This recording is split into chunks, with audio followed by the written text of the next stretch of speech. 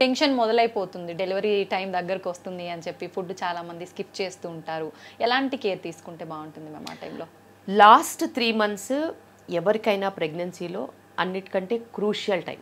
ఎందుకంటే ఇప్పుడు జనరేషన్కి చెప్తున్నాను, వాళ్ళకి ఎక్కువగా బేబీ వెయిట్ పెరిగేది లాస్ట్ 3 months. సో వాళ్ళ గ్రోత్ స్కాన్కి అనుగుణంగా వాళ్ళు ఆహారం తీసుకోవాలి. గ్రోత్ స్కాన్లో నార్మల్ వచ్చింది వెయిట్ అంటే వాళ్ళు తీసుకునే ఆహారం పౌష్టిక విలువలు అన్నీ కరెక్ట్గా ఉన్నట్టు మీరు అలాగే మెయింటైన్ చేసుకోవాలి. గ్రోత్ స్కాన్లో వెయిట్ తక్కువ వచ్చిందనుకో, దానికి అనుగుణంగా ప్రోటీన్ పెంచాలి, కార్బోహైడ్రేట్స్కి ప్రోటీన్ పెంచాలి. ఒకవేళ గ్రోత్ స్కాన్లో వెయిట్ ఎక్కువ వచ్చిందనుకో, మీరు తీసుకునే ఆహారం ఎక్కువ తీసుకుంటున్నారని కొంచెం బ్యాలెన్స్ చేసుకొని కార్బోహైడ్రేట్స్ తగ్గించి ప్రోటీన్ పెంచుకోవాలి. ఇలాగే మీరు యాక్టివిటీ పెంచుకోవాలి. నాకు అర్థమవుతుంది, ఎందుకంటే వాళ్ళకి పొట్ట హెవీగా అయిపోయేసరికి నడవాలన్నా, కూర్చోవాలన్నా, ఎక్సర్సైజ్ చేయాలన్నా కష్టంగా ఉంటుంది. కానీ ఇదే టైంలో మీరు ఫ్లెక్సిబుల్గా ఉంటే, కింద కూర్చొని బటర్ఫ్లై స్క్వాట్స్ అన్నా, లేకపోతే లంజెస్ అన్నా, లేకపోతే కొంచెం మెట్లు ఎక్కడం అన్నా, దిగడం అన్నా, ఇంటి పనులు చేసుకోవడం అన్నా, లేకపోతే బట్టలు మడత పెట్టడమా, లేకపోతే కొంచెం క్లీనింగ్, స్వీపింగ్, మాపింగ్ లాంటివి ఏదన్నా చేసుకుంటూ ఉంటే మీ పెల్విక్ ఫ్లోర్కి కరెక్ట్ ఎక్సర్సైజ్ అయ్యి నార్మల్ డెలివరీ బెటర్గా ఉంటుంది. అదేవిధంగా లాస్ట్ 3 monthsలో మీరు మంచి ఫ్లెక్సిబుల్గా, యాక్టివ్గా వర్క్ చేసినట్టు అయితే డెలివరీ ఎలాగో సులువుగా అవుతుంది. డెలివరీ తర్వాత కూడా బేబీకి సంబంధించిన పనులన్నీ ఇలాంటివే ఉంటాయి. కూర్చోవడం, గంటలు గంటలు ఫీడింగ్ ఇవ్వడం ఉంటుంది. ఎండ్యూరెన్స్, ఈ మజిల్స్ గట్టిగా ఉంటే బేబీని క్యారీ చేయడం ఈజీగా ఉంటుంది. దాంతోపాటు మీరు బేబీకి స్నానం చేయించాలన్నా కానీ, బట్టలు మార్చాలన్నా కానీ, డైపర్స్ మార్చాలన్నా కానీ, ఏది చేయాలన్నా, బేబీ బట్టలు క్లీన్ చేసుకోవాలన్నా కానీ, లేకపోతే పెరిగే పిల్లలకి వంట చేసి ఫుడ్ పెట్టాలన్నా, తినిపియాలన్నా కూడా ఆ ఓర్పు, సహనం మీకు తోడవుతుంది. మీ పనులు ఎవ్వరు చేసినా, మీరు మీ పనులు చేసుకోకపోయినా, మీరు ఒక అన్ప్రిపేర్డ్ మదర్ కింద డెలివరీ అయినా, ఏదో రకంగా నాలాంటిది ఏదన్నా దొరికిందనుకో డెలివరీ చేసేస్తుంది, నార్మల్ డెలివరీ చేస్తుంది. చేసిన తర్వాత ఏంటి పరిస్థితి? అప్పుడు ఎవరో ఒక సపోర్ట్ ఉండాల్సింది. తర్వాత సపోర్ట్ వాళ్ళు పై పనులు చేస్తారమ్మా, నువ్వు పిల్లకి ఫీడింగ్ ఇవ్వాలి కదా. అవునవును. ఇప్పుడు ఫీడింగ్ ఇవ్వమంటే నా చైన్ వస్తుంది, నేను ఇవ్వనంటున్నారు. మరి దానికి ఏంటి సమాధానం? నా చైన్ వస్తుంది అంటున్నారు, ఎందుకంటే ఆ చేత్తో ఏ పనులు చేసింది లేదు. ఓ పచ్చళ్ళు పెట్టింది లేదు, వడియాలు చేసింది లేదు, జంతికలు చేసింది లేదు, ఏమీ చేసింది లేదు. అవును. సో ఆ హ్యాండ్స్కి బలం లేదు. మరి బలం లేనప్పుడు బేబీ కేర్ ఎట్లా చేస్తారు? నేను ఒక్కటే చెప్తున్నాను, నేను ఏ యాక్టివిటీస్ నేర్పించినా, ఎంత యోగా నేర్పించినా కూడా మీ అప్పర్ బాడీ స్ట్రాంగ్గా ఉండాలి. Lower body is for delivery, abdomen is for giving pressure, upper body is for strength. So me strength, core strength ఎంత ఉండాలో అప్పర్ బాడీ స్ట్రెంగ్త్ అంతే ఉండాలి. అవి మీరు రోజు చేసే పనులతో వస్తుంది. అలాంటి పనులు కనుక మీరు చేసినట్టు అయితే బేబీ కేర్ సులువుగా ఉంటుంది. బేబీ కేర్ సులువైనప్పుడే మీరు మదర్హుడ్ ఎంజాయ్ చేయగలుగుతారు. ఎందుకంటే ఆ బాధ్యతని మీరు నిర్వర్తించినప్పుడు ఖచ్చితంగా మీకు ఆ సుఖం అనేది తెలుస్తుంది. అవును. లేకపోతే emotional upset, postpartum depression, feeding ఇవ్వలేనన్న గిల్ట్, బేబీ కేర్ చేసుకోలేకపోతున్నానన్న ఫీలింగ్ వాళ్ళని బేబీ నుంచి డిటాచ్ చేస్తుంది. సో ఆ అటాచ్మెంట్స్ లేకుండా డిటాచ్మెంట్స్ అవుతున్నాయి. డిటాచ్మెంట్స్ అవునప్పుడు వాళ్ళ ఇంటిలో వాళ్ళందరికీ డిఫరెంట్గా కనిపిస్తారు. నువ్వు చూసుకోలేవా అంటారు. తను చూసుకోలేకుండా తయారు చేసిందే నువ్వు. ఎందుకంటే తనకి పనులు ఇవ్వకుండా, ఈ మధ్య కాలంలో ఫ్యాషన్ అయిపోయింది, ప్రెగ్నెంట్ అవగానే అమ్మగారింటికి వెళ్ళిపోతారు. ఎందుకు వెళ్తారో కూడా తెలీదు. అక్కడ వెళ్ళి కూర్చున్న దగ్గరికే మంచినీళ్ళు, కూర్చున్న దగ్గరికే పాలు, లీటర్లు, కూర్చున్న దగ్గరికే ఫుడ్, అసలు ఎటువంటి యాక్టివిటీ చేయనివ్వట్లేదు. సో అలా వెళ్ళిన వాళ్ళకి అలా చేయకుండా ఉన్న దానికి హెల్ప్ చేసిన మదర్సే అన్నిటికంటే బ్యాడ్. సో మీ పిల్లలకి మీరు ఏదైనా మేలు చేయాలనుకుంటే మీరు మీ ఇంట్లోనే ఉండి ఆ అమ్మాయి పనిచేస్తుందా లేదా మానిటర్ చేసుకుంటే పిల్ల సుఖంగా ఉంటుంది, స్ట్రాంగ్గా ఉంటుంది, పనులు చేసుకుంటే బిడ్డను కూడా చూసుకోగలుగుతుంది. మీరు మీ మాతృత్వం ఎంజాయ్ చేశారు కదా, పనులు చేసుకుంటూ పిల్లల్ని పెంచుకుంటూ, అలాగే మీ పిల్లలు కూడా తయారవ్వాలి. అంతేగాని ప్రెగ్నెంట్ అవగానే మా అమ్మాయి చేసుకోలేదు, నేను మా ఇంటికి తీసుకెళ్తా, బాబు వాంతులు వస్తున్నాయి, వీక్ అయిపోతుంది తీసుకెళ్తాను. ఇదే ఈ పిల్ల ఏమో 70 కిలోలు ఉంటుంది, 4 కిలోలు తగ్గలేదా వామిటింగ్ వస్తే? 7 కిలోలు కూడా తగ్గినా నష్టం లేదు. అస్సలు వెయిట్ తగ్గనివ్వరు, క్వింటల్ వెయిట్ పెరుగుతూ ఉంటే వీళ్ళకి అదేం పరమానందము. 20 కిలోలు 30 కిలోలు పెంచుతారు. అసలు అదంతా కరెక్ట్ కాదు. హయ్యర్ వెయిట్స్ ఉన్నవాళ్ళు ఎక్కువగా వెయిట్ పెరగాల్సిన అవసరం లేదు. మదర్స్ కొంచెం వాళ్ళని వాళ్ళు కంట్రోల్ అయితే, ఈ మధ్య మదర్ ఇన్ లాస్ కూడా అట్లాగే తయారయ్యారు. వాళ్ళకి వాళ్ళ పిల్లలు నెక్స్ట్ ప్రోజని వస్తుందని అంటే వీళ్ళకి రెస్ట్ ఇచ్చేయడం, అది చాలా చాలా రాంగ్. ఫిజికల్గా యాక్టివ్గా ఉండాలి. బెడ్ రెస్ట్ తీసుకోవాల్సిన కారణాలు కొన్నే ఉంటాయి. వీళ్ళ బిహేవియర్ చూసి ఇప్పుడు మా ఆబ్స్టెట్రిషియన్స్ కూడా వాళ్ళేమనుకుంటారేమో అనేసి వాళ్ళ లాంగ్వేజ్లోనే మాట్లాడుతున్నారు. అవునమ్మా రెస్ట్ ఇవ్వండి, అవునమ్మా బెడ్ రెస్ట్ ఇవ్వండి. ఎందుకంటే ఇంకో లైన్ అసలు డిస్కస్ చేయాల్సిన అవసరమే లేదు కదా, లేకపోతే సో వాళ్ళు కూడా తానా అంటే తందానా అంటున్నారు. అవి ఇంకా బ్యాడ్గా అవుతున్నారు, ఇంకా వెయిట్ ఎక్కువ అయిపోతుంది బేబీ, సెక్షన్స్కి లీడ్ అవుతున్నాయి. సో నేను మట్టుకు నా దగ్గర మీరు చూసుంటారు అక్కడ no travelling, no work from home, ఎటువంటి లెటర్స్ ఇవ్వను, మీరు ఆఫీస్కి వెళ్ళాల్సిందే, హోమ్ టౌన్కి ట్రావెల్ చేయడానికి పర్మిషన్ ఉండదు. సో అలా నేను పెట్టాను. ఎందుకంటే వాళ్ళు వెళ్ళి అనవసరంగా వెయిట్ గెయిన్ అవుతున్నారు. తర్వాత నాకే ప్రాబ్లము, వాళ్ళకి ఫ్యూచర్ ప్రాబ్లం. ఫ్యూచర్ వాళ్ళకి కనిపించదు కదా, కానీ నాకు కనిపిస్తుంది వాళ్ళ ఫ్యూచర్. సో నేను ఎంత వీలైతే అంతగా రెస్ట్రిక్ట్ చేయాలని చూస్తున్నాను. చాలామంది వింటారు, ఎందుకంటే వాళ్ళకి ఒక 15-20 నిమిషాలు మళ్ళీ ఎక్స్ప్లెయిన్ చేస్తే వాళ్ళకి అర్థమవుతుంది. సో పేరెంట్స్ వచ్చిన వాళ్ళకి కూడా నేను అదే చెప్తున్నాను, ప్రేమ ఉండొచ్చమ్మా, కానీ ప్రేమ వేరు, హెల్త్ వేరు.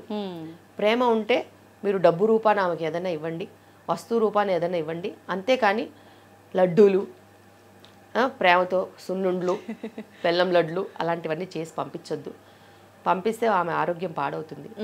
ఇప్పుడు ఉన్న పరిస్థితిలో 80% ఉంది డయాబెటీస్ ఇన్ ప్రెగ్నెన్సీ.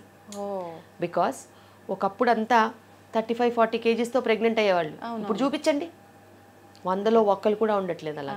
అందరూ 65, 70, 75. ఈ 65 to 75 బ్రాకెట్ ఎక్కువ ఉంది. 75 నుంచి 120 బ్రాకెట్ కూడా 30% ఉన్నారు. 35 నుంచి 45 kgs బ్రాకెట్ 2% అయ్యారు. ఇప్పుడు నేను నా ప్రాక్టీస్ గురించే చెప్తాను. ఊళ్ళల్లో కూడా కార్బోహైడ్రేట్స్, రైస్ అవైలబిలిటీ ఉంది కాబట్టి, పండుతోంది కాబట్టి కార్బోహైడ్రేట్స్ తిని వెయిట్ వస్తుంది.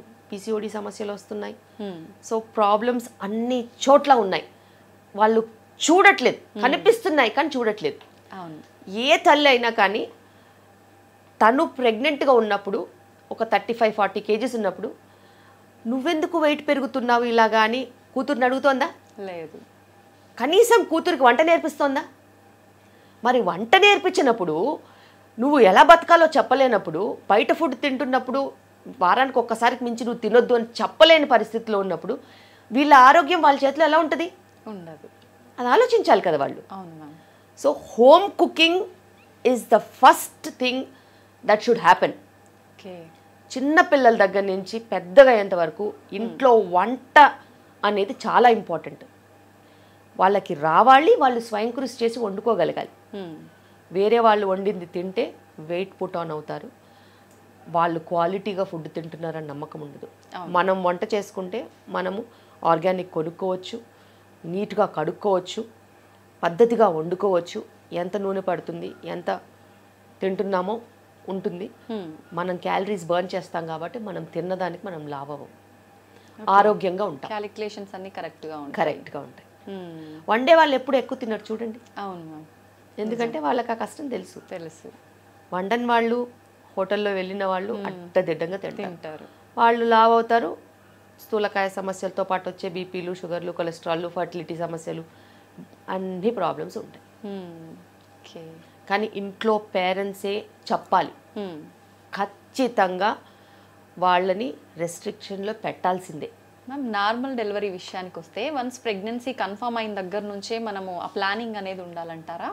ఖచ్చితంగా. ఎందుకంటే ప్రెగ్నెన్సీ ప్లాన్ చేసుకున్నప్పటి నుంచి మనకి 8 months ఉంటుంది. అవును. ఓకే, ఏదైనా అలవాటు అవ్వాలి అని అంటే అంత టైం పడుతుంది. లేకపోతే దేవుడు అనేవాడు ఓవర్ నైట్ ఇచ్చేయచ్చుగా పిల్లల్ని. అవును, అంతేగా. ఇప్పుడు 9 months జరిగే గ్రోత్ ఓవర్ నైట్గా కూడా ఇచ్చేయచ్చుగా, ఏముంది అందులో. అంతే. సో అన్ని మంత్స్ ఎందుకు ఇస్తాడు అని అంటే ఒక మనిషి మారడానికి, ఒక బేబీ గ్రో అవ్వడానికి, ఒక మదర్ ఫిజికల్గా మెంటల్గా సెట్ అవ్వడానికి, ఒక ఫ్యామిలీలో ఇది ఇమడడానికి, ఒక ఫాదర్ కింద రెడీ అవ్వడానికి, ఆ జర్నీ అనేది లేకపోతే వేస్ట్. అవును. ఆ జర్నీలో ఎన్నో రకాల అనుభూతులు, ఎన్నో రకాల మంచి చెడులు ఉంటాయి. అవును. ప్రెగ్నెన్సీలో వైఫ్ని ఎలా చూసుకుంటే వైఫ్ జీవితాంతం గుర్తుపెట్టుకుంటుంది. డెలివరీలో నువ్వు వైఫ్కి ఎంత మంచి సపోర్ట్ ఇస్తే నిన్ను జీవితాంతం గుర్తుపెట్టుకుంటుంది. డెలివరీ అయిన తర్వాత వైఫ్కి ఎంత సపోర్ట్ ఇస్తే as a person emotional binding అనేది ఉంటుంది. సో అవన్నీ కూడా మనకి లైఫ్ లాంగ్ ఉండే మెమరీస్. దాన్ని కలిసి చేస్తే ఆ బాండింగ్ అనేది ఫర్దర్గా డెవలప్ అవుతుంది. అవును. సో విడివిడిగా చేస్తే నాకు సంబంధించింది కాదు నీకు సంబంధించిందంటే అది ఎక్కువ రోజులు నిలబడదు. ఖచ్చితంగా రెస్పాన్సిబిలిటీ అనేది ఇద్దరిపైన ఉండాలి. ఖచ్చితంగా. కానీ అబ్బాయిలు చాలా మంది అంత సపోర్ట్గా ఉండరు కదమ్మా. చాలా వరకు ఈ జనరేషన్ ఉంటున్నారు.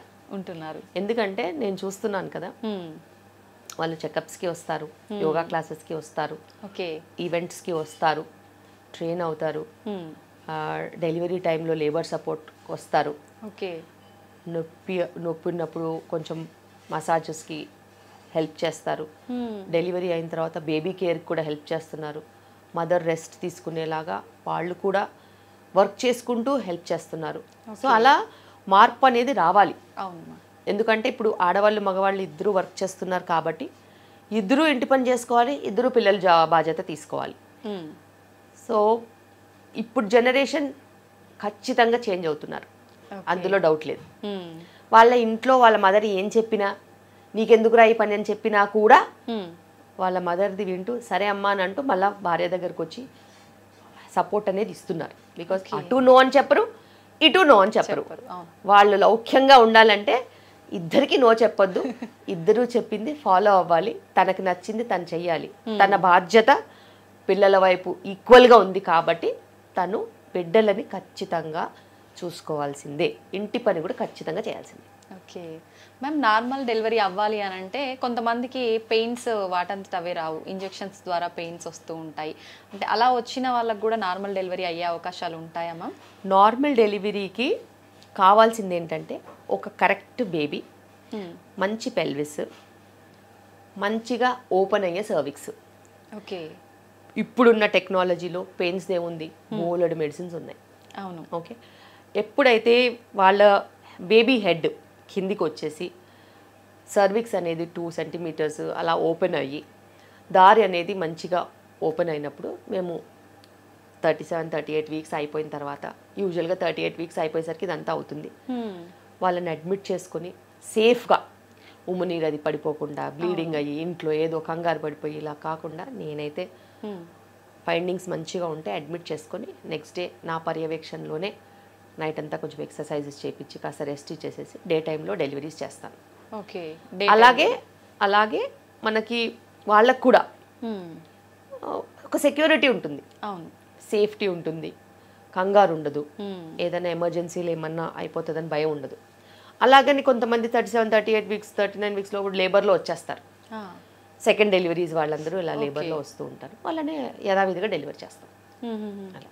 ఓకే.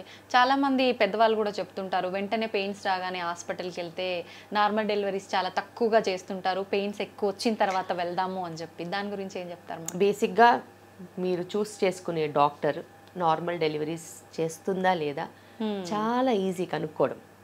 నార్మల్ డెలివరీస్ చేసే వాళ్ళ దగ్గరికి వెళ్తే వాళ్ళు చేస్తారు. ఓకే. అండ్ ఎప్పుడైనా కూడా డెలివరీస్ అనేది ఒక వ్యవస్థలో వచ్చే మనుషులను బట్టి జరిగే పరిణామాలు ఉంటాయి. మనుషులు కరెక్ట్గా లేరనుకో ఆ వ్యవస్థలో నార్మల్ అయ్యేవి కూడా అవ్వవు. మనుషులు కరెక్ట్గా వచ్చారనుకో వ్యవస్థలో అలాగే డెలివరీ రేట్ మేనేజ్ అవుతుంది. సో అంతమందిలో ఒక్కరు భయపడినా చాలు, ఆ భయపడిన వాళ్ళ డ్యూటీలో అన్ని సెక్షన్స్ అవ్వడానికి. సో అలా కాకుండా ఒకరికి మీరు బాధ్యత ఇచ్చారనుకో వాళ్ళే మీకు పర్యవేక్షిస్తారు, మీకు నార్మల్ డెలివరీ అయ్యేలాగా యాంటీనేటల్ కేర్ ఉంటుంది, డెలివరీ అప్పుడు కేర్ ఉంటుంది, మీ బాధ్యత కింద పోస్ట్ డెలివరీ కూడా కేర్ ఉంటుంది. సో మీరు చూస్ చేసుకోవాలి, ఎందుకంటే అది దాచలేము అసలు. ఇప్పుడు మీరు చెకప్స్కి వెళ్ళారు, ఒక దగ్గర కూర్చున్నారు, 4-5 వచ్చారు, మీకేం డెలివరీ అయింది, మీకేం డెలివరీ అయింది, మీకేం డెలివరీ అయింది చెప్తారు కదా. అవునవును. అందుకే మేము ఇక్కడ ఏం చేసాము, యోగా క్లాసెస్ ఉంటాయి ప్రతి ఆదివారం పొద్దున. మీరందరూ యోగా క్లాసెస్కి రావచ్చు ఫ్రీ. ఒక వారం యోగా ఉంటుంది, ఒక వారం జుంబా ఉంటుంది, ఒక వారం మ్యూజిక్ థెరపీ, అట్లా ఏవో అన్నీ నడుస్తూ ఉంటాయి. అలా 30, 40, 50, 60 మంది ప్రెగ్నెంట్ కపుల్స్ వస్తారు, వాళ్ళు మాట్లాడుకుంటారు. గ్రూప్స్ పెట్టాం, వాట్సాప్ గ్రూప్స్ ఉంటాయి, నా పేషెంట్స్ అందరూ వాట్సాప్ గ్రూప్లో ఉంటారు. వాళ్ళు కరెక్ట్గా మాట్లాడుకుంటారు. దాచుకోవడం ఏముండదు, దాపరికాలు ఏముండవు. ఎవరు డెలివరీ అయితే వాళ్ళు స్టోరీ పెడతారు, ఎవరు డెలివరీ ఎలా అయిందో వాళ్ళు పెడతారు. వాళ్ళందరూ గ్రూప్గా ఉంటారు కాబట్టి వాళ్ళు మాట్లాడుకుంటారు. వాళ్ళ ముందు వీళ్ళు నార్మల్ డెలివరీ అయితే వీళ్ళకి కూడా మేము అవుతామని ధైర్యం ఉంటుంది. సో అలా ఒకవేళ సెక్షన్ అవుతే ఎందుకేందో తెలిసిపోద్ది కదా, తెలుస్తుంది రీజన్. ఇది ఒక రీజన్ వల్ల అయింది, నాకు ఆ రీజన్ లేదు. సో అలా మనము ట్రాన్స్పరెన్సీ మెయింటైన్ చేసామనుకో, అసలు మనకి హెడేక్ ఉండదు, వాళ్ళకి ఏమవుతుందో అని భయం ఉండదు. అందరూ మంచిగా డెలివరీలు అవుతూ ఉంటే వాళ్ళు మేము అడ్మిట్ అయ్యాం కదా, ఇంక రేపటికి ఈ టైంలో డెలివరీ అయిపోతామని వాళ్ళు పక్కాగా ధైర్యంగా ఉంటారు అంతే. ఓకే మ్యామ్, చాలామంది ప్రెగ్నెంట్ లేడీస్ మెంటల్గా ఫ్యామిలీ ఇష్యూస్ వల్ల కానివ్వండి, ఇంకేదైనా సరే డిప్రెషన్లో ఉంటుంటారు. ఆ ఎఫెక్ట్ అనేది పుట్టబోయే బేబీ పైన పడుతుందంటారా మ్యామ్? డెఫినెట్గా. బేబీ అనేది మీ పరిస్థితులకి అతీతంగా పెరగదు. మీ పరిస్థితి ఎలా ఉంటుందో బేబీ మీద అదే ప్రభావం ఉంటుంది. మీరు అన్యోన్యంగా మంచిగా ఒక మంచి కుటుంబ వ్యవస్థలో గనక అలా పెరిగితే బేబీస్ కూడా అంతే ప్రశాంతంగా అంతే మంచిగా ఉంటారు. మీరు కూడా కొట్లాట్లు, కలహాలు, గొడవలు, మనస్తాపాలు, మనస్పర్ధలతో పెరిగితే బేబీకి కూడా అలాంటి యాటిట్యూడ్ అనేది డెవలప్ అయ్యే ఛాన్స్ ఉంటుంది. ఎందుకంటే మన పూర్వకాలం నుంచి తెలుసు, గర్భిణీ స్త్రీ చుట్టుపక్కల ఏమవుతుందో అదే గర్భంలో ఉన్న శిశువుకి వెళ్తుందని. అందుకే మంచి చూడాలి, మంచి వినాలి, మంచి మాట్లాడాలి, మంచి ఆలోచించాలి, మంచి చదవాలి, మంచి రాయాలి. ఈ మంచి అనేది చాలా ఇంపార్టెంట్. ఇప్పుడు ఏమవుతుందంటే హస్బెండ్ వైఫ్ని ఒక జత కింద కలిసి ఉండనివ్వట్లేదు. ఒక పక్క తల్లిగారు రమ్మంటారు, ఒక పక్క కష్టపడి పనిచేయకని చెప్తారు, ఒక పక్క అత్తగారు వాళ్ళేమో ఇప్పుడే ఎందుకు పని చేయండి అని చెప్తారు. దాంట్లో మొగుడు పిల్లలు కొట్టుకుంటూ ఉంటారు. ఇది ఎంత కరెక్ట్ కాదు అసలు. వ్యవస్థ అనేది ఏంటి, ప్రెగ్నెన్సీ, ఇద్దరూ ప్రెగ్నెంట్, ఆమె ఒక్కతే ప్రెగ్నెంట్ కాదు, ఇద్దరూ ప్రెగ్నెంట్, ఇద్దరికి బాధ్యతలు రావాలి. వాళ్ళు కలిసి ఉంటారు, కలిసి మెలిసి ముందుకెళ్తారు, కలిసి ప్రెగ్నెన్సీని చూసుకుంటారు, బేబీని కూడా కలిసే చూసుకుంటారు. మీరు మధ్యలో వెళ్ళి వాళ్ళకి కలహాలు తీసుకురావద్దు. అలా ఎంతోమంది వాళ్ళ మదర్ రమ్మంటుంది, వీళ్ళ మదర్ వద్దంటుంది. అసలు మదర్లు ఎవరు, వీళ్ళే పేరెంట్స్ అవ్వబోతున్నారు. ఇండివిజువల్గా వీళ్ళకి డిసిషన్ మేకింగ్ ఉండాలి. సో అలా ఒక మనస్తర్పలు వచ్చిన తర్వాత ఒకసారి గొడవలు అయిన తర్వాత మళ్ళీ అదే టాపిక్ డిస్కషన్ అవుతూ ఉంటుంది రిపీటెడ్గా. అదేమన్నా ఒక 1 వీక్ అయితే ఆగడానికి లేదు, 8 మంత్స్ ఉంది. 8 మంత్స్లో ఎన్ని డిస్కషన్స్ అవుతాయి ఇలాంటివి. సో కలహాలు రాకుండా ఉండాలంటే మూడో వ్యక్తిని రిలేషన్షిప్లోకి తీసుకురావద్దు. మీరిద్దరూ డిసైడ్ చేసుకొని మీకు ఏది బెస్టో మీరు అది చెయ్యాలి. ప్రెగ్నెన్సీని ఒక మంచి అనుభూతి కింద ఇద్దరు టుగెదర్ గనక ముందుకు వెళ్ళినట్టు అయితే ఇద్దరికి మంచి మంచి మెమరీస్ ఉంటాయి. కలిసి హెల్ప్ చేసుకుంటే రెడీ అయ్యి ఫొటోస్ దిగొచ్చు, కలిసి వాకింగ్కి వెళ్ళొచ్చు, వంట చేసుకోవచ్చు, ఒకరికొకరు ఫుడ్ తినిపించుకోవచ్చు, బేబీతో మాట్లాడవచ్చు, బేబీకి ఒక బుక్ రాయొచ్చు. ఇలా చెప్పుకుంటూ పోతే 1,00,000 ఉన్నాయి. ఇవన్నీ పక్కన పెట్టి నాకు శ్రీమంతం ఎప్పుడు చేస్తారు, ఎక్కడ చేస్తారు, ఎంతమందిని పిలుస్తారు, వాళ్ళు తెచ్చుకునే కోల్డ్ కాఫీ ఫీవర్తో ఈమె సిక్ అవుతుంది. సో అన్వాంటెడ్ మెటీరియల్ చాలా నడుస్తుంది. అవును. సో నాకు తెలిసి శ్రీమంతం చేసుకుందామని కిలోమీటర్లు ప్రయాణం చేసి బిడ్డను కోల్పోయిన వాళ్ళు కూడా ఉన్నారు. నేనైతే అసలు అలౌ చేయను. శ్రీమంతానికి 5 చాలు, హైదరాబాద్లో చేసుకోండి అంతే. మీకు ఏదన్నా మెమరీలా చేసుకోవాలనుకుంటే ఆమె టయర్డ్ అవ్వకుండా 2 అవర్స్లో ఏదన్నా ప్రోగ్రామ్ చేసుకోండి తప్పితే దానికోసం ప్రయాణం చేసి అక్కడికి వెళ్ళి వాళ్ళు చేసినవన్నీ తిని షుగర్ పెంచుకుని 4 కిలోలు పెరిగి డయాబెటిక్ కింద వెనక్కి వస్తున్నారు. ఎవరి బాధ్యత? మీకే ఇబ్బందులు. అప్పుడు వాళ్ళకే ఇబ్బంది. నేను చెప్తాను, వాళ్ళకి ముందు కనిపించదు ఫ్యూచర్, వెళ్ళొచ్చాక బాధపడతారు. అవునవును.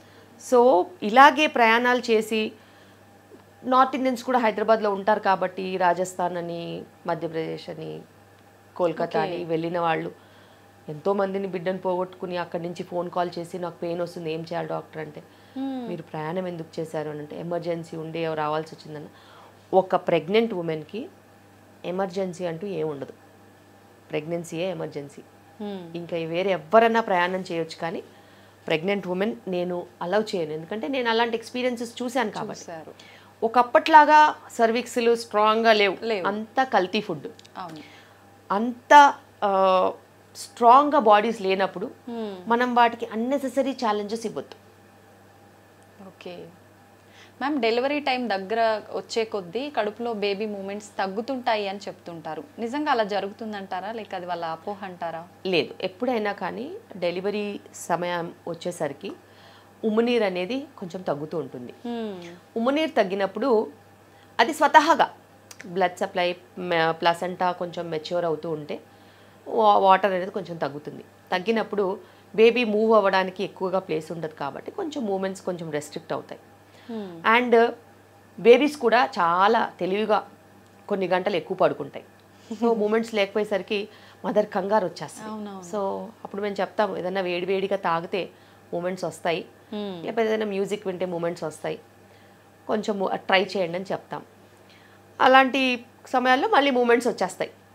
సో వాటర్ తగ్గడం మూలాన కొంచెము ఇలా మూమెంట్స్ తగ్గుతాయి తప్పితే, కొన్నిసార్లు బ్లడ్ సప్లై ఇష్యూస్ ఉంటే కూడా తగ్గుతాయి. అవన్నీ రేర్ సిచ్యువేషన్స్, మనము స్కాన్లలో కనుక్కోవచ్చు. ఓకే మ్యామ్, చాలామంది పిల్లలు మానసికంగా వీక్గా పుడుతుంటారు కొన్ని సందర్భాల్లో. అప్పుడు గర్భంలో ఉన్నప్పుడు జరిగే కొన్ని సిచ్యువేషన్స్ని బట్టి అలా పుడుతుంటారా, లేదంటే జెనెటిక్స్ ప్రాబ్లం అయి ఉంటుందంటారా? ఇప్పుడు ఉన్న పరిస్థితుల్లో చాలా రకాల ఫ్యాక్టర్స్ పిల్లలు, అప్పుడే పుట్టిన పిల్లలు, సంవత్సరం లోపు పిల్లలు, 5 సంవత్సరాల లోపు పిల్లల మీద చాలా ప్రభావం చూపిస్తున్నాయి. ఒక తల్లి యొక్క మానసిక శారీరక మార్పులు అనేవి ప్రెగ్నెన్సీలో చాలా ఇంపార్టెంట్. శారీరక మార్పులు అంటే మనం మంచి ఆహారం తీసుకునే టైంకి మెడిసిన్స్ వేసుకుంటే ఓకే, కానీ మానసికంగా తను ఏదైనా ఆందోళనకు ఉన్నట్టయితే, తన చుట్టూ గొడవలు, రచ్చ, దాని తర్వాత చాలా ఇన్సెక్యూరిటీస్, తిట్లు, ఏడుపులు, ప్రెషర్స్, స్ట్రెస్తో ఉన్నట్టు అవుతాయి, అవన్నీ బేబీస్కి ట్రాన్స్ఫర్ అవుతాయి. ఆ బేబీస్ కొంచెం ఇరిటబుల్ బేబీస్ కింద ఉంటారు. వాళ్ళకి కారణం లేకుండా ఏడవడము, ఇరిటబుల్గా ఉండడము, బాగా కడుపు నొప్పి వచ్చినట్టు కీయని అరవడము, ఇలాంటివి కొన్ని చూస్తూ ఉంటాం. అదేవిధంగా ఫస్ట్ కపుల్ ఆఫ్ ఇయర్స్ అంటే 1 to 5 years లోపు పిల్లలకి ఎక్కువగా మనం స్క్రీన్ టైం ఇచ్చినా, ఫోన్ ఇచ్చినా, టీవీ ఇచ్చినా, లేకపోతే ల్యాప్టాప్స్ లాంటివి, ఐప్యాడ్స్ లాంటివి ఇచ్చేస్తే ఎక్కువ టైం కోసము వాళ్ళు కూడా దానికి వన్ సైడ్ ఇన్ఫర్మేషన్కి అలవాటు పడిపోయి చాలా ఇరిటబుల్గా చేస్తారు. ఆ స్క్రీన్ తీయగానే బాగా ఏడవడము, దొల్లడము, రకరకాలుగా చేస్తున్నారు. సో అందులో 2-3 రకాలు ఉంటాయి. ఒకటి జెనెటిక్ ప్రభావంతో ఆటిజం లాంటి ప్రాబ్లమ్స్ రావడము, ఆటిజం స్పెక్ట్రమ్ డిజార్డర్ కూడా ఉండొచ్చు, అటెన్షన్ డెఫిసిట్ డిజార్డర్స్ ADHD కూడా ఉండొచ్చు, ఎన్వైరన్మెంటల్ ఇన్ఫ్లుయెన్సెస్తోని రకరకాల మానసిక ప్రాబ్లమ్స్ ఉండొచ్చు. అందుకే హస్బెండ్ వైఫ్కి చెప్తాం మేము, గొడవలు పడద్దు, కలిసి ఉండాల్సిన సమయం, మంచి మెమరీస్ చేసుకోవాల్సిన సమయంలో కలహాలు లేకుండా చూసుకోవాలి, పిల్లల మీద ప్రభావం పడుతుంది అనేసి. అదేవిధంగా పుట్టిన పిల్లల దగ్గర నుంచి కొన్ని సంవత్సరాల వరకు వాళ్ళకి వైబ్రేషన్స్ కూడా తెలుస్తాయి. ఏదైనా నెగటివ్ వైబ్రేషన్స్ నడుస్తూ ఉంటే వాళ్ళకి అది ఎఫెక్ట్ అయ్యే ఛాన్సెస్ ఉంటాయి. వాళ్ళ మెంటల్ గ్రోత్లో ఇంపాక్ట్ చేస్తాయి. ఓకే, వాళ్ళకి support, love, care, attention, time, ఇవన్నీ కూడా చాలా ఇంపార్టెంట్ పిల్లలకి. ఎవరో ఒకరు, ఇంతకుముందు ఉమ్మడి కుటుంబాలు కదా, చాలా బాగా ఉండేవాళ్ళు, ఒకరు కాకపోతే ఒకరు బాగా చూసుకునేవాళ్ళు, కుటుంబ వ్యవస్థ చాలా స్ట్రాంగ్గా ఉండేది. ఇప్పుడు ఇండివిజువల్ న్యూక్లియర్ ఫ్యామిలీస్ అయిపోయేసరికి ఇద్దరే మనుషులు, దాంట్లో ఒక మేడ్ వచ్చిపోతూ ఉంటుంది, ఒక బేబీ. సో వాళ్ళకి కలవడానికైనా, మాట్లాడడానికైనా, చూడడానికైనా, ఇంటరాక్ట్ అవ్వడానికైనా వీళ్ళిద్దరు పనిచేస్తుంటే ఏం మిగిలింది? సో ఇలాంటివి ఎన్నో రకాల సిచ్యువేషన్స్లో నుంచి బయటకు వచ్చేవే ఈ మానసిక సమస్యలు. ఓకే. అవి ముందు ముందు ఎక్కువ అవుతాయి ఖచ్చితంగా. అందుకే చాలామంది ఇప్పుడు కొత్తగా సెంటర్స్ ఉంటాయి కదా, చైల్డ్ డెవలప్మెంట్ సెంటర్స్. ఇప్పుడు చైల్డ్ డెవలప్మెంట్ సెంటర్స్కి చాలా డిమాండ్ ఉంది. ఎందుకంటే ముందు ముందంతా ఇలాంటి ఆక్యుపేషనల్ థెరపీ కోసం వచ్చే పిల్లలు ఉంటారని. దానికంటే అన్నిటికంటే ఇంపార్టెంట్ కుటుంబ వ్యవస్థ అనేది మెరుగుపడాలి. అందరూ కలిసి ఉండాలి. పిల్లలకి ఆ ప్రేమ ఆప్యాయత అనేది ఇవ్వాలి. మీరు ఇవ్వలేని సమయం మీ ఇంట్లో ఇంకెవరన్నా ఉంటే, అమ్మమ్మలు తాతలు ఎవరైనా, వాళ్ళు మాట్లాడుకోవడానికి మనుషులు ఉండాలి. మంచి చెడు చూసుకోవడానికి, అబ్జర్వ్ చేసుకోవడానికి ఉండాలి. వాళ్ళకి ఆ హక్కు. మీరు చిన్నగా ఉన్నప్పుడు మీరు అమ్మమ్మలు తాతలు అందరితో కలిసి ఉన్నారు కదా, మరి వీళ్ళని ఎందుకు డిప్రైవ్ చేస్తున్నారు? సో మీరు ప్రైవేట్ స్పేస్ కోసం ట్రై చేస్తుండొచ్చు, మీకు మీ ప్రైవసీ అనేది ఇంపార్టెంట్ అవుతుండొచ్చు. కానీ సైన్స్ హ్యాస్ డిఫైన్డ్ దట్ ఈ స్పేస్ అని వెళ్ళిన వాళ్ళకి స్పేసే మిగులుతుంది, ఇంకేం మిగలదు. సో స్పేస్ అనేది మీరు మీ సొంతంగా మీ చుట్టూ అమర్చుకోవాలి తప్పితే అందరి నుంచి దూరంగా వెళ్ళిపోతే కష్టం. దానికి ఎన్నో రకాల సమస్యలు ఉంటాయి, ముందు ముందు తెలిసి వస్తాయి. కానీ తెలిసి వచ్చిన తర్వాత మీరు వెనక్కి వెళ్ళి మార్చుకోలేరు కదా. సో ఈరోజే దాని గురించి ఆలోచించాలి. కుటుంబ వ్యవస్థ అనేది చాలా స్ట్రాంగ్ బాండింగ్తో ఉండింది. చిన్న చిన్న రీజన్స్, ప్రైవసీ లేదనో అదో ఏదో అనుకుని దాన్ని పోగొట్టుకోవద్దు. ఎందుకంటే దానివల్ల నష్టం మీకు లేకపోతుండొచ్చు, మీ పిల్లలకైతే ఉంటుంది. నిజం మేడం, చాలా కరెక్ట్గా చెప్పారు. ఇప్పుడు ఈ మధ్యకాలంలో మొత్తం అసలు మీరు అన్నట్టుగా ఇద్దరే పెద్దవాళ్ళు ఉన్న ఫ్యామిలీస్ చాలా తక్కువ. ఉన్న వాళ్ళని తీసుకెళ్ళి ఓల్డేజ్ హోముల్లో పడేయటం ఇలాంటివి చూస్తున్నాం. మ్యామ్, నార్మల్ డెలివరీ విషయానికి వస్తే ఐవీఎఫ్, ఐయుఏ పద్ధతిలో ప్రెగ్నెన్సీ వచ్చిన వాళ్ళకు కూడా సాధ్యపడుతుందంటారా? ఖచ్చితంగా. నా దగ్గరకు వచ్చిన వాళ్ళు ఎవరైనా కూడా మెయిన్ స్ట్రీమ్ ఆబ్స్టెట్రిక్స్లో వెళ్ళిపోతారు. వాళ్ళకి రిస్క్ ఫ్యాక్టర్స్ ఉంటే వాళ్ళు హై రిస్క్ ప్రెగ్నెన్సీ మెడికేషన్స్ మీద ఉంటారు. ఓకే. డెలివరీకి వచ్చేసరికి అప్పుడున్న condition, baby condition, mother condition, delivery కండిషన్ని బట్టే మనం లేబర్ అనేది ప్లాన్ చేస్తాం. వాళ్ళ ఐవీఎఫ్ అని సెక్షన్ చేసే హ్యాబిట్ మాకు లేదు. అండ్ మా దగ్గర ఐవీఎఫ్ చేసుకుని వచ్చిన వాళ్ళు నార్మల్ వాళ్ళకంటే ఫాస్ట్గా డెలివరీ అవుతారు. 3 hours ముందు డెలివరీ అవుతారు వీళ్ళే. ఎస్. ఐవీఎఫ్ చేసుకునే వాళ్ళకి, ఒక నార్మల్గా ప్రెగ్నెన్సీ అయిన వాళ్ళకి, ఐయుఐతో ప్రెగ్నెన్సీ వచ్చిన వాళ్ళకి ముగ్గురికి సేమ్ టైంలో లేబర్ మనం స్టార్ట్ చేసినట్టు అవుతే ఐవీఎఫ్ వాళ్ళు 3 hours ముందు అవుతారు. దాని తర్వాత ఐయుఐ వాళ్ళు అవుతారు. దాని తర్వాత నార్మల్గా కన్సీవ్ అయిన వాళ్ళు అవుతారు. ఓకే. కానీ ముగ్గురికి సేమ్ అవకాశం ఉంటుంది నార్మల్ డెలివరీ అవ్వడానికి. సో ఈ రీజన్స్తో అయ్యాయని చెప్పి ఎప్పుడు మేము సెక్షన్ చేయము. అలాగే ఫైబ్రాయిడ్స్ ఉన్న వాళ్ళకి, అలాగే బీపీ ఉన్న వాళ్ళకి, ఎవరికైనా. థైరాయిడ్ ఉన్న వాళ్ళకి కూడా ఎక్కువగా సిజేరియన్స్ అవుతుంటాయి? లేదు, థైరాయిడ్కి సిజేరియన్కి అసలు లింక్ లేదు. Thyroid one of the problems that can be controlled very well. మనకి ఇప్పుడు టీమ్ ఆఫ్ ఎండోక్రైనాలజిస్ట్ ఫిజిషియన్లు ఉన్న తర్వాత thyroid can be controlled. And food కూడా మనం ఛానలైజ్ చేసుకొని కరెక్ట్గా తీసుకోవాలి. Okay. Operations only for obstetric reasons, mother related reasons, baby related reasons. Baby related reasons heart beat down అవ్వడం, బేబీ మోషన్ పాస్ చేయడము, లేకపోతే బేబీకి ఏదైనా బయటికి రావడానికి బేబీ చాలా పెద్దగా ఉండడం, ఇవే రీజన్స్. ఇంకా వేరే ఇంకేమన్నా రీజన్స్ ఉంటే ఉంటాయి. మదర్ సైడ్ ప్లసంటా మొత్తం కిందికి ఉండడం, పెల్విస్ నేరోగా ఉండడం, బిగ్ బేబీ స్మాల్ పెల్విస్, లేకపోతే బాగా నేరోగా ఉన్న పెల్విస్ ఉండడం, మాయ మొత్తం అడ్డుగా ఉండడం, ఇవి mother side reasons.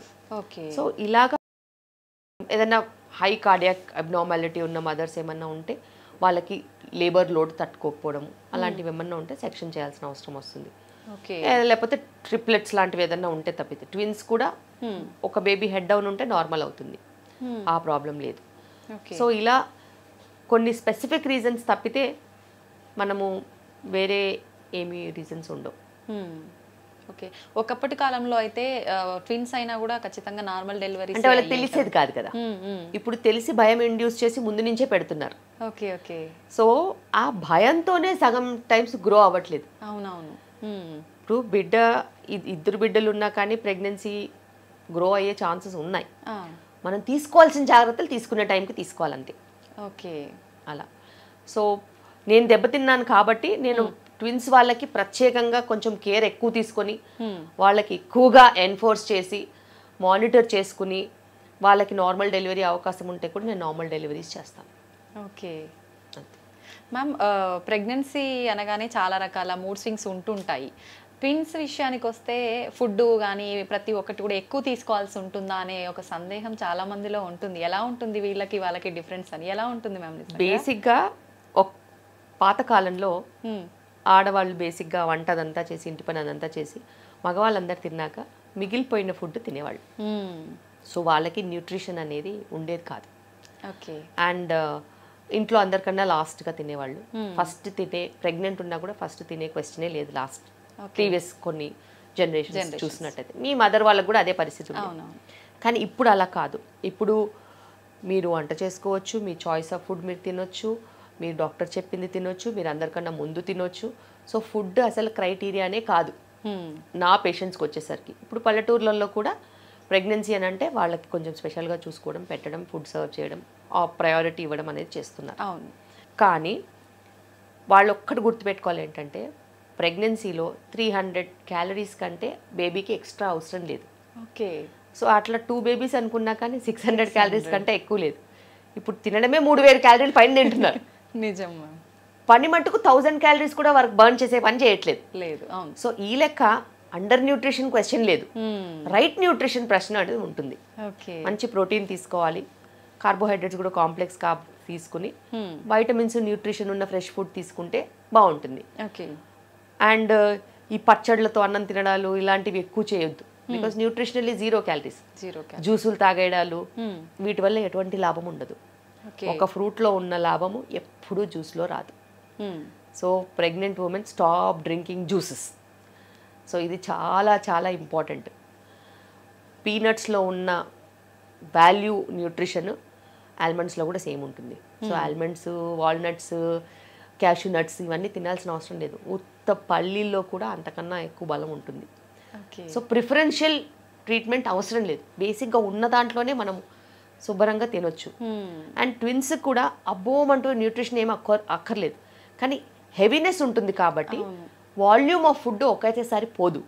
So small quantities ఓపిక్గా కొంచెం ఫ్రీక్వెంట్గా తీసుకోవాలి. ఓకే. మెడికల్ కేర్ చాలా ఇంపార్టెంట్ ట్విన్స్లో ఉంటుంది. ఓకే. డెలివరీ విషయానికి వస్తే వాళ్ళకు వీళ్ళకు అంటే సేమ్ ఇబ్బందులే ఉంటాయా మ్యామ్? ఎప్పుడైనా కానీ డెలివరీ అనేది డెలివరీ అయిన తర్వాత కొన్ని కాంప్లికేషన్స్ ఉంటాయి. లేబర్కి ముందు, లేబర్ అండ్ డెలివరీ అయిన తర్వాత. లేబర్కి ముందు ఏంటి, స్థూలకాయ సమస్యలు ఉన్న వాళ్ళకి బీపీ, షుగర్లు ఉండి ప్రీటర్మ్ డెలివరీస్ కానీ, ఇన్ఫెక్షన్స్ ఉన్న వాళ్ళకి ప్రీటర్మ్ డెలివరీస్ కానీ, ఇలా అవి కొన్ని సమస్యలు. లేబర్లో ఉన్నప్పుడు నార్మల్ బేబీస్ నార్మల్గా అవడము, బిగ్ బేబీస్ కొంచెం టైం పట్టడము అలా ఉంటుంది. డెలివరీ అయిపోయిన తర్వాత బిగ్ బేబీస్ డెలివరీ అవుతే మదర్కి రక్తస్రావం ఎక్కువ అవ్వడము, పీపీహెచ్ లాంటి సమస్యలు, లాక్టేషన్కి కొంచెం ఎక్కువ డిమాండ్ ఉంటుంది, తక్కువ సప్లై ఉంటుంది, అలాంటి సమస్యలు, లాచింగ్ ఇష్యూస్, ఇలా ప్రీటర్మ్ డెలివరీస్ అయిన వాళ్ళకి ఫీడింగ్ ఇమీడియట్గా రాదు. బ్రెస్ట్ మిల్క్ ఎక్స్ప్రెస్ చేసి ఇవ్వాలి, ఫీడింగ్ ట్రైనింగ్ ఉంటుంది, దాని తర్వాత లాచింగ్ ట్రైనింగ్ ఉంటుంది. సో ఏ స్టేజ్లో ఏ ఫేజ్లో ఉన్న ప్రాబ్లమ్స్ ఆ ఫేజ్లో ఉంటాయి. దాన్ని మనము పద్ధతిగా నేర్చుకుని మన లైఫ్ స్టైల్లో ఇముడ్చుకుని ముందుకెళ్ళాలి. ఓకే. డెలివరీ అయిన ఫస్ట్ వీక్లో తల్లి ఎలాంటి కేర్ తీసుకోవాలి ma'am? First of all delivery అయిన తర్వాత తను బేబీని హ్యాండిల్ చేయగలగాలి, ఫిజికలీ, మెంటలీ ఆల్సో. బేబీస్ ఒకసారి ఎక్కువ ఏడుస్తారు, ఒకసారి పడుకుంటారు, ఒకసారి లేవరు, ఒకసారి ఏడుస్తూనే ఉంటారు, ఒకసారి మోషన్ 10 times వెళ్తారు, అసలు వారం రోజుల వరకు మోషన్కి వెళ్ళరు. సో మెంటల్గా మదర్ స్ట్రాంగ్గా ఉండాలి. ఎందుకంటే బేబీస్ ట్రైన్ అవుతారు. కానీ ఇప్పుడు బేబీస్ ఏం చేస్తున్నాయి, చాలా ఇంటెలిజెంట్ బేబీస్ మదర్ని ట్రైన్ చేస్తున్నాయి. నేను నిన్ను ల్యాచ్ చేయను, నువ్వు నాకు టాప్ ఫీడ్ ఇచ్చేయి, నువ్వు నాకు నోట్లో అలా పోసేయాలంతే, బాటిల్ పెట్టే సప్ప సప్ప సప్ప సప్ప లాగేస్తాయి. ఫీడింగ్ తీసుకోమనండి, ల్యాచ్ కూడా ఇలా తిప్పేస్తాయి. సో మీరు మీ బేబీస్ని ట్రైన్ చేయాలి, మీ బేబీస్ మిమ్మల్ని కాదు. అండ్ మెంటల్గా స్ట్రాంగ్గా ఉండాలి. ఎందుకంటే ఫీడింగ్ ఈజ్ న్యూ కాబట్టి, మీరు లర్నింగ్ ఫేజ్లో ఉన్నారు కాబట్టి మీరు కొన్ని నేర్చుకోవాలి.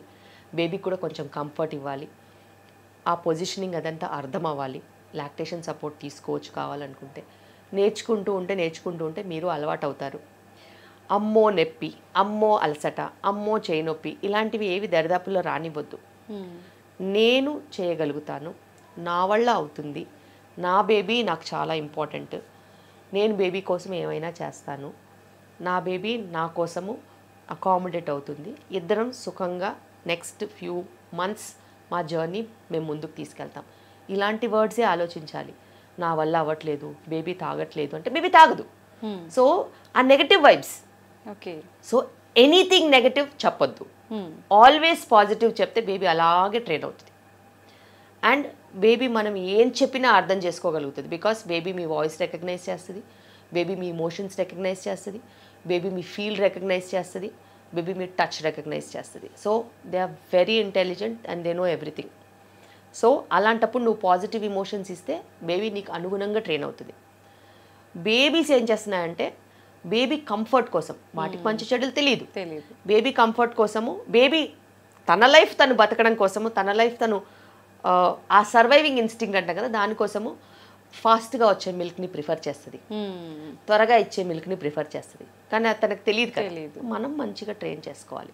1-2 సార్లు హాస్పిటల్కి వెళ్ళినా నష్టం లేదు, 1-2 సార్లు లాక్టేషనల్ కౌన్సిలింగ్ తీసుకున్నా నష్టం లేదు. పర్ఫెక్ట్గా మీరు ట్రైన్ అవ్వాలి, పాజిటివ్గా ఆలోచించాలి. అండ్ బేబీ రెస్ట్ తీసుకునేటప్పుడు, పడుకునేటప్పుడు మీరు కూడా రెస్ట్ తీసుకోవాలి.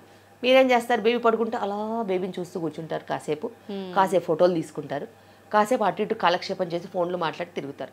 మళ్ళీ బేబీ లేస్తుంది కదా, అప్పుడు మీరు టైర్డ్ అయిపోతారు. సో బేబీ రెస్ట్ తీసుకునేటప్పుడు మీరు రెస్ట్ తీసుకొని బేబీ ప్యాటర్న్కి అనుగుణంగా మీరు బిహేవ్ చేస్తే డెఫినెట్గా మీరు అలసిపోరు, పాజిటివ్గా ఉంటారు, ఎనర్జీ కూడా ఉంటుంది, అండ్ బేబీకి మీరు ఫ్రెష్గా కనిపిస్తారు. ఇదేంది బేబీ అలసిపోయిన మదర్ ఉంది, నాకు అసలు బాల్ ఇవ్వాలనే లేదు, ఆ నొప్పి ఈ నొప్పి అనుకుంటుందని బేబీస్కి అర్థమవుతుంది. సో అలాగే బేబీస్ విత్డ్రా అయిపోతారు. ఫీడింగ్ ఆపేయడము, దూరం వెళ్ళిపోవడము, బ్రెస్ట్ ఇవ్వగానే తిప్పేసుకోవడము ఇలా. So they will recognise your emotions. మీరు పాజిటివ్గా ఉంటే పాజిటివ్గానే జరుగుతుంది.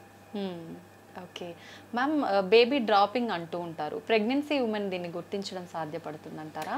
డెఫినెట్గా. ఎందుకంటే ఇప్పుడు సపోజ్ ఒక 37-38 వీక్స్ అనుకోండి, మీకు ఇలా ఉంటుంది ప్రెగ్నెంట్ ఉమెన్కి, ఇంత పైకి ఉంటుంది పొట్ట. సో వాళ్ళు 1 కిలోమీటర్ నడిచారనుకోండి అలసిపోతారు, కానీ బేబీ డ్రాప్ అయిపోయిన తర్వాత ఇంకో 1/2 కిలోమీటర్ కూడా నడవగలుగుతారు. ఆ బ్రెత్లెస్నెస్ ఎఫెక్ట్ పోతుంది, కిందికి లైట్నింగ్ వస్తుంది, గాలి పీల్చుకున్నా ఏమనిపించదు, కొంచెం తినగలుగుతారు. సో ఇలా కొన్ని సిమ్టమ్స్ ఉంటాయి, అది లైట్నింగ్తో వచ్చేవి. అలాగే కింద ప్రెషర్ పెరుగుతుంది, యూరిన్ ఫ్రీక్వెన్సీ పెరగడం, పెల్విక్ ప్రెషర్ అనిపించడం, పెల్విస్లో కొంచెం పెయిన్ ఉండడం, హెవీగా కింద అనిపించడం. సో ఇలాంటివి కొన్ని ఉంటాయి. సో పైన లైటింగ్ తెలుస్తుంది, కింద ప్రెషర్ తెలుస్తుంది. సో ఇలా వాళ్ళు ఖచ్చితంగా రికగ్నైజ్ చేస్తారు. ఎందుకంటే ఇప్పుడు చాలా సెన్సిటివ్గా ఉన్నారు కదా, ఒక దగ్గర కూర్చుని ఎక్కువ పని చేస్తున్నారు కాబట్టి వాళ్ళకి పని లేనప్పుడు వాళ్ళకి చిన్నది ఏదైనా మార్పు వచ్చినా తెలిసిపోద్ది. ఇంతకు ముందు అంతా పొలంలో పనులకు వెళ్ళేవాళ్ళు, ఇటుకల పని, సిమెంట్ పని, లేకపోతే ఇంకో పనికి వెళ్ళేవాళ్ళు. వాళ్ళు చేసే బండెడ్ చాకరీకి 4-5 సెంటీమీటర్లు అయిపోయి ఇంకో 2 గంటల డెలివరీ ఉండగా ఇప్పుడు ఆమెకు పెయిన్ తెలుస్తుంది. ఎందుకంటే వాళ్ళు పనిలో పడిపోయి పెయిన్ కూడా పక్కన పెట్టేస్తారు. ఫస్ట్ ఈ పని అయిపోవాలి, తినడం అయిపోవాలి, అన్న అయిపోవాలి, రాత్రికి అన్ని పనులు అయిపోయి పడుకున్న తర్వాత ఒక నొప్పి తెలుస్తుంది, హాస్పిటల్ తీసుకెళ్లే లోపు డెలివరీ అయిపోతుంది. సో అలా ఇప్పుడు పరిస్థితి లేదు. ఎల్లుండి లేబర్ అంటే ఇప్పుడు వాళ్ళకి పెయిన్ తెలిసిపోద్ది. సో మీకు ఇప్పుడు కాదమ్మా ఇంకా 2 days పడుతుంది అంటే వాళ్ళు వినడానికి రెడీగా ఉండరు.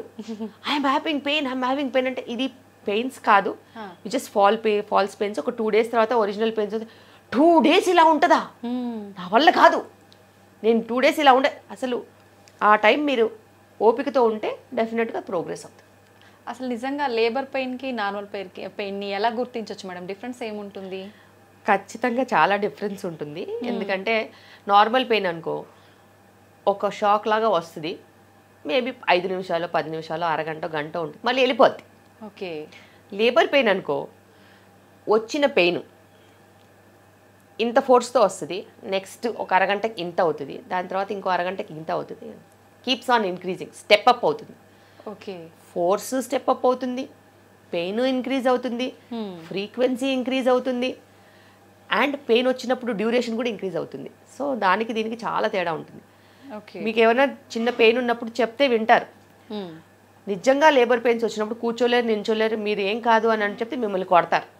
సో బేసిక్గా అంత చిరాగ్గా, అంత ఇరిటేటింగ్గా, అంత సివియర్గా ఉన్నప్పుడు ఆ మొహంలోనే అర్థమైపోద్ది ఎవరు లేబర్ పెయిన్స్తో వచ్చారో, ఎవరు ఫాల్స్ పెయిన్స్తో వచ్చారో అంత దూరంలో కూడా గుర్తుపడతాను నేను. సో చూడగానే గుర్తుపడతాం. ఓకే మేడం, ఇప్పుడు చాలా రకాల రీజన్స్ వల్ల మెన్స్ట్రువల్ సైకిల్ పోస్ట్ పోన్ కోసం చాలామంది మెడిసిన్ వాడుతున్నారు. దానివల్ల ప్రెగ్నెన్సీకి ఏమైనా ఎఫెక్ట్ అయ్యే అవకాశం ఉంటుందంటారా? ఫస్ట్ ఆఫ్ ఆల్ మెన్స్ట్రువల్ సైకిల్స్ని డిస్టర్బ్ చెయ్యకూడదు. ఎందుకంటే మెన్స్ట్రువల్ సైకిల్ అనేది ఒక న్యాచురల్ బ్యాలెన్స్గా వెళ్ళేది. ఫస్ట్ ఈస్ట్రోజన్ ఫేజ్, దాని తర్వాత ఈస్ట్రోజన్ అండ్ ప్రొజెస్ట్రాన్ ఫేజ్ రెండు పడిన తర్వాత పీరియడ్ వస్తుంది. ఇందులో ఒక ఎగ్ ఫామ్ అయ్యి రిలీజ్ అయ్యి ప్రొజెస్ట్రాన్ సపోర్ట్తో అలా ఎగ్ 15 days వచ్చి దాని తర్వాత ప్రెగ్నెన్సీ లేకపోతే పీరియడ్ వస్తుంది. ఇలాంటి ఒక న్యాచురల్ ఫేజ్ని మీరు అన్వాంటెడ్ మెడికేషన్స్తో డిస్టర్బ్ చేస్తే బాడీ కన్ఫ్యూజన్లో పోతుంది. కన్ఫ్యూజన్లో పోయినప్పుడు అది ఎగ్ ఫామ్ చేయాలా, ఎగ్ ఎన్ని రోజులకు తీసుకెళ్ళాలి, ఎప్పుడు రిలీజ్ చేయాలి, రిలీజ్ అయిన ఎగ్ ప్రొజెస్ట్రాన్ 15 రోజులు రావాలా, 20 రోజులు రావాలా, ఇలా బాడీని మనం కన్ఫ్యూజ్ చేస్తాం. కన్ఫ్యూజ్ చేసినప్పుడు 50% of the time body will recover, 50% of the time they will not recover and they will have infrequent cycles, లేకపోతే ఫ్రీక్వెంట్ సైకిల్స్, లేకపోతే over bleeding, under bleeding or bleeding ఆగకపోవడం, క్లాట్స్ రావడం, ఇలా ఎన్నో సమస్యలతో వాళ్ళు వస్తారు. అలా రావద్దు అని అనుకునే వాళ్ళు ఎప్పుడు పోస్ట్పోన్మెంట్ పిల్స్ వేసుకోవద్దు. It's a natural phenomena. అదేమి పాయిజన్ కాదు, అదేమి అంటరాంతనము కాదు. సో ఒక న్యాచురల్ మెన్స్ట్రువల్ సైకిల్ని ఎప్పుడూ డిస్టర్బ్ చేయొద్దు. అలా డిస్టర్బ్ చేసిన వాళ్ళకి మళ్ళీ ప్రెగ్నెన్సీస్ రాని రోజులు ఉన్నాయి, మళ్ళీ పీరియడ్స్ రాని రోజులు ఉన్నాయి, మళ్ళీ పీసీఓడి మేనిఫెస్ట్ అయ్యి ఇర్రెగ్యులర్ పీరియడ్స్లో పర్మనెంట్గా వెళ్ళిన రోజులు కూడా ఉన్నాయి. సో మనము ఎన్నిసార్లు మనకి కలిసి వస్తుందో చెప్పలేం. అవును మ్యామ్. మనకి కలిసి వస్తుందో రాదో కూడా చెప్పలేం. అన్నెసెసరీ డిస్టర్బెన్స్ అనేది ఎటువంటి రీజన్ ఉన్నా కూడా చేయొద్దు. మీరు డేట్స్కి అనుగుణంగా వ్యవహరించండి. పోస్ట్పోన్ చేసే పరిస్థితి మట్టుకు తీసుకురావద్దు. తీసుకొచ్చినప్పుడు మీరు ఇలాంటి సిచ్యువేషన్స్కి గేరప్ అవ్వాలి. మరి అవ్వ కావాలి బువ్వ కావాలంటే కష్టం కదా. మీకు ఇలాంటి ప్రాబ్లంకి అవాయిడ్ కావాలంటే మీరు ఆ ప్రాబ్లమ్స్ని వెల్కమ్ చేయాల్సిన అవసరం ఉంటుంది. కానీ మెన్స్ట్రువల్ ప్రాబ్లమ్స్ అనేవి నిజంగా ఒక ఉమెన్గా చెప్తున్నాను, మెన్స్ట్రువల్ ప్రాబ్లమ్స్ అనేవి చాలా ఒక మనిషిని బాగా వీక్ చేసేస్తాయి. ఆ క్షీణించి వేసినప్పుడు మనస్సులో మనసు ఉండదు, ప్లస్ వాళ్ళు చేసే పనిలో ఏకాగ్రత అస్సలు ఉండదు. అండ్ ఉమెన్కి ఇప్పుడున్న పరిస్థితిలో ఇంటి పని, బయట ఆఫీస్ పని, మల్టీటాస్కింగ్, పిల్లల పని, ఇన్ని రకాల మల్టీటాస్కింగ్ చేస్తున్న మదర్కి, ఉమెన్కి రక్తస్రావం జరుగుతూ ఉంటే ఇంకొకసారి ఆలోచించండి వాళ్ళకి అసలు ఏదైనా మేనేజ్ చేయడం కుదురుతుందని. వాళ్ళు మానసికంగా కూడా చాలా ప్రాబ్లమ్స్ ఎదుర్కొంటారు. సో పీరియడ్స్ని ఎప్పుడు డిస్టర్బ్ చేయొద్దు, పీరియడ్స్ని ఎప్పుడు టచ్ చేయొద్దు. రకరకాల మూడ్ స్వింగ్స్ ఉంటుంటాయని కొంతమంది చెప్తుంటారు, అదంతా నిజమేనా మ్యామ్? డెఫినెట్గా మూడ్ స్వింగ్స్ ఉంటాయి, కానీ ఈ మూడ్ స్వింగ్స్ అన్నిటికీ కూడా లైఫ్ స్టైలే కారణం. జంక్ ఫుడ్ తీసుకోవడం, హై సాల్ట్ ఉన్న ఫుడ్ తీసుకోవడం, హై కార్బ్స్ ఉన్న ఫుడ్ తీసుకుంటే అలా ఖచ్చితంగా మూడ్ స్వింగ్స్ ఉంటాయి. పీరియడ్స్ వచ్చేటప్పటికి కొంచెం న్యూట్రిషనల్లీ మంచి ఫుడ్స్ తీసుకుని ఒక ఫ్రూట్ తీసుకోవడము, లేకపోతే ఎండు ద్రాక్ష కొంచెం నీళ్ళలో నానబెట్టుకుని రోజు మార్నింగ్ ఆ నీళ్ళు తాగేసి ఎండు ద్రాక్ష తినడము, కోకోనట్ లాంటివి తీసుకోవడము, అలాంటి మన ఇంట్లోనే ఎన్నో చిట్కాలు ఉన్నాయి. అవి రెగ్యులర్గా తీసుకొని వ్యాయామము, వాకింగ్ లాంటిదో రెగ్యులర్గా చేసుకొని టైంకి పడుకుంటే ఎటువంటి హెల్త్ ప్రాబ్లమ్స్ ఉండవు. మూడ్ స్వింగ్స్ దూరంగా ఉంటాయి, పీరియడ్స్ రెగ్యులర్గా ఉంటాయి, మీరు ఆరోగ్యంగా ఉంటారు, రక్తస్రావం కంట్రోల్లో ఉంటుంది, అన్నీ సవ్యంగా జరుగుతాయి. కానీ మనం దాని ట్రాక్లో వెళ్ళకుండా ఎక్కడ పడితే అక్కడ పానీపూరి తినేసి, ఎక్కడ పడితే అక్కడ పిజ్జాలు బర్గర్లు తినేసేసి, ఎక్కడ పడితే అక్కడ ఏ టైంకి పడితే ఆ టైం పడుకుని అలా గంటలు గంటలు టీవీలు చూసేసుకుంటూ, పొద్దున్న బ్రేక్ఫాస్ట్ లేదు, లంచ్ టైంకి ఉండదు, డిన్నరు 10:30-11 చేస్తే అది బాడీయా బస్తానా? సో చాలా ఇంపార్టెంట్. మీరు ఒక హ్యూమన్ బాడీతో డీల్ చేస్తున్నారని ప్రతి ఒక్కరు మర్చిపోతారు. ఏదో మిషన్ ఓవర్ ఆయిలింగ్ చేస్తే అయిపోద్ది అని అనుకున్నట్టు చాలా మంది అది కూడా ట్రై చేశారు. ఆ సెంటర్కి ఈ సెంటర్కి వెయిట్ లాస్ కని ఓవర్ ఆయిలింగ్ కని వెళ్తారు. ఎటువంటి ప్రయోజనాలు ఉండవు. మన బాడీని ఒక మంచి పవిత్ర గ్రంథం కింద రోజువారీగా మెయింటైన్ చేస్తే అప్పుడే అది మనకి సహకరిస్తుంది.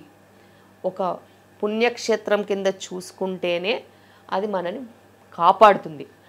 అది మనము బురదలో పడేసామనుకో అంతే, ఆ ఎఫెక్ట్ ఖచ్చితంగా చూపిస్తుంది. ఖచ్చితంగా రివర్స్ ఫాస్ట్గా కొడుతుంది. మంచి కావడానికి కొన్ని సంవత్సరాలు పడుతుంది, చెడు 6 నెలల్లో అయిపోద్ది. సో ఎప్పుడైనా గుర్తుపెట్టుకోవాలి. చాలా మంది వస్తూ ఉంటారు, ఇన్ని సంవత్సరాల నుంచి నువ్వు బాడీని అబ్యూస్ చేసావు, దాన్ని నానా రకాలుగా హింస పెట్టావు, నీకు టైం పడుతుంది రికవర్ అవ్వడానికి. నెక్స్ట్ వీకే వస్తారు, ఇంకా బెటర్ అవ్వలేదు డాక్టర్. వీక్ కాదమ్మా, కొన్ని సంవత్సరాలు పడుతుంది. నువ్వు ఎట్లా సంవత్సరాలు అబ్యూస్ చేసావో అన్నే సంవత్సరాలు పడుతుంది బెటర్ అవ్వడానికి. ఆ టైం నీకు తెలియలేదు, ఈ టైం నువ్వు రోజు లెక్క పెట్టుకునే పరిస్థితి. ఎందుకంటే రోజు సఫర్ అవుతున్నావు. అవును, నీ బాడీ సఫర్ అయినప్పుడు నీకు తెలియలేదు, నువ్వు వినలేదు. అవును. సో అది చాలా ఇంపార్టెంట్. ఎప్పటికప్పుడు అది మనకి ఏదో ఒక రకంగా చెప్తూనే ఉంటుంది, కానీ మనం పట్టించుకోము. కరెక్ట్. ఎక్కువగా అయ్యే వరకు చూసుకుంటాం, తర్వాత ఖచ్చితంగా బాధపడాల్సిందే. మొత్తానికి ప్రెగ్నెన్సీ వాళ్ళైనా నార్మల్ ఉమెన్ అయినా ఎవరైనా వాళ్ళ డైట్ అనేది కరెక్ట్గా ప్లాన్ చేసుకుంటే, లైఫ్ స్టైల్ చాలా ఇంపార్టెంట్. దానికి 5 పిల్లర్స్ ఉంటాయి. ఒకటి డయట్, రెండోది మంచి సప్లిమెంట్స్ తీసుకోవడం. ఇప్పుడు ఎవ్వరూ ఎండకి వెళ్ళట్లేదు. అవును ma'am. Vitamin D supplements mandatory అయ్యాయి. మూడోది వ్యాయామం, దానికి మించినది ఇంకేదీ లేదు. ఫిజికల్గా ఫిట్ ఉంటే ఇంటి పని అంతా చేసుకుంటారా, అదే వ్యాయామం. ఓకే. ఇంటి పని చేసుకోకుండా పని మంచి పని చేస్తుంది, వంట మంచి కుక్ చేస్తుంది అంటే మీరు జిమ్కి వెళ్ళినా కూడా లాభం ఉండదు. ఎందుకంటే మీరు తాగే కొబ్బరి నీళ్ళు 500 క్యాలరీస్ ఇస్తాయి, లీటర్ తాగుతున్నారు ఈ మధ్య రోజుకి. అవును. సో 550 క్యాలరీస్ పర్ 100 ml వేసుకున్నా కూడా 500 క్యాలరీస్. జిమ్లో గంటన్నర వర్కౌట్ చేస్తే 100 క్యాలరీసే బర్న్అవుట్ అవుతాయి. 100, 150. సో వాళ్ళకి తెలియదు, లీటర్లు తాగేస్తున్నారు. మూడోది ఎక్సర్సైజ్. నాలుగోది నిద్ర కరెక్ట్గా ఉండడం. బాడీకి రిపేర్ అవ్వడానికి మనం టైం ఇవ్వాలి. నిద్రలేమి సమస్యలు మనకి రివర్స్ ఫాస్ట్గా కొడతాయి. నిద్ర అనేది ఈ శరీరానికి నెక్స్ట్ డేకి రెడీ అవ్వడానికి ఇచ్చే రిపేర్ మెకానిజం. ఓకే. మీరు 7:30-8 గంటల తినేసి 10 గంటలకంతా పడుకోకపోతే నెక్స్ట్ డే మీకు దెబ్బతీస్తుంది. అలా కాన్సన్ట్రేషన్ తగ్గిపోద్ది. ఇప్పుడు ఏంటంటే పిల్లలు కూడా 1 గంట వరకు మేల్కొంటున్నారు. దడప అంటే అనుకోవచ్చు, కానీ that is not the right way. మేమంతా 7:30, 8 కంతా పడుకున్న వాళ్ళం. ఇప్పటికి కూడా 9-9:30 అంతా పడుకోవాల్సిందే. పని ఉంటే తర్వాత లేసి వెళ్ళిపో, నీకు సంబంధం లేదు. కానీ డేలో lights off, 9-9:30 lights off, you go to sleep. Lights on ఉన్నంత వరకు నిద్రపోయే సమస్య లేదు. స్క్రీన్స్ ఆన్ ఉన్నంత వరకు నిద్రపోయే సమస్య లేదు. 7-8 o'clock screens of, dinner finish, 9 o'clock lights off. చీకట్లో ఏం చేస్తావు చేసుకోమని. అంతే. స్క్రీన్ లేకుండా ఏం చేస్తారు, మంచి నిద్రపోతారు. సో అదే correct. 5th and the main one, stress. ఎవరు చేసే పనులు వాళ్ళు చేయడానికి స్ట్రెస్ ఎందుకు? ఇప్పుడు నేను ఇన్ని 100 డెలివరీలు చేస్తున్నాము, రోజు 70-80 మంది పేషెంట్లను చూస్తాను, అది నేను రోజు చేసే పని, దానికి స్ట్రెస్ ఎందుకు? ఒకరోజు ఎక్కువ లేబర్స్ ఉంటాయి, ఒకరోజు తక్కువ లేబర్స్ ఉంటాయి, ఒకరోజు ఒకటేసారి 4-5 ఎమర్జెన్సీస్ వస్తాయి. చేసే పనే. స్ట్రెస్ తీసుకుంటే ఏమొస్తుంది? బాడీకి నీరసం వస్తుంది. అంతే. సో నీ బాడీకి నీరసం రావద్దంటే నువ్వు స్ట్రెస్ తీసుకోవద్దు. కష్టం వచ్చినా నష్టం వచ్చినా అలాగే నిలబడాలి. నిలబడితే మన ఫైటింగ్ పవర్ మనని ఖచ్చితంగా నిలబడుతుంది. వాళ్ళు ఈ మధ్య కాలంలో మరి ఇప్పుడు అందరూ కష్టమైన చదువులు చదవకుండా చాలామంది సాఫ్ట్వేర్స్ చేసుకుంటున్నారు, కానీ వాళ్ళే అన్నిటికంటే టాప్ లెవెల్లో స్ట్రెస్ మెయింటైన్ చేస్తున్నారు. నాకు లైఫ్లో స్ట్రెస్ లేదు, నేను ప్రశాంతంగానే ఉన్నాను.